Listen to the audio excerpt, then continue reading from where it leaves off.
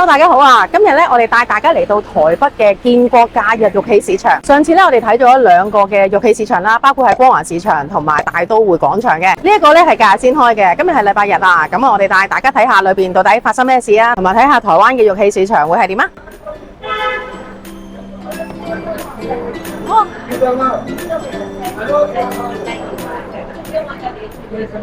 好多好靚嘅玉啊！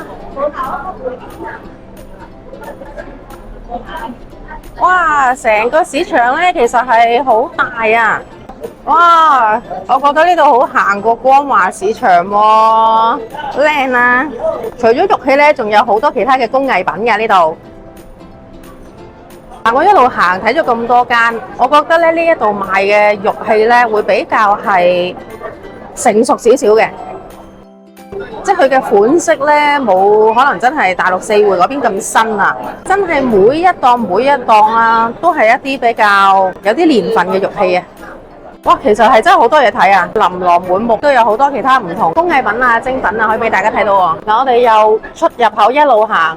其實成個市場係好大好大嘅，我嘗試下俾大家睇下呢一度，真係好大。其實咧有好多嘢咧都好啱睇嘅，蜜蠟、琥珀、銀器都有。哦，佢有寫明呢啲係天然嘅非洲翠，啊，好靚嘅和田玉。哇，一系列嘅和田玉手鐲。好多工藝品啊，茶壺都有，哦，紫砂茶壺，咁當然都有啲染色嘅啦，應該。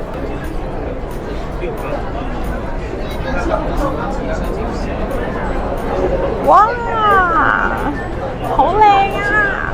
哇，呢度好靚啊！所有嘅工藝品都好靚啊，即係軟玉和田，幾得意，亦都有啲水晶啦。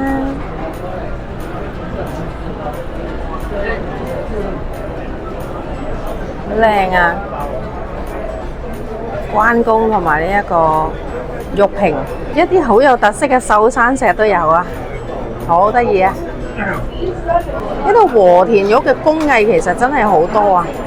嗱，我哋暫時同大家咧介紹到呢度，因為咧我睇咗幾行咧，我已經有幾樣嘢咧自己想睇㗎啦。咁如果大家有興趣嘅話咧，都可以嚟到台北呢一個建國假日玉器市場睇下嘅。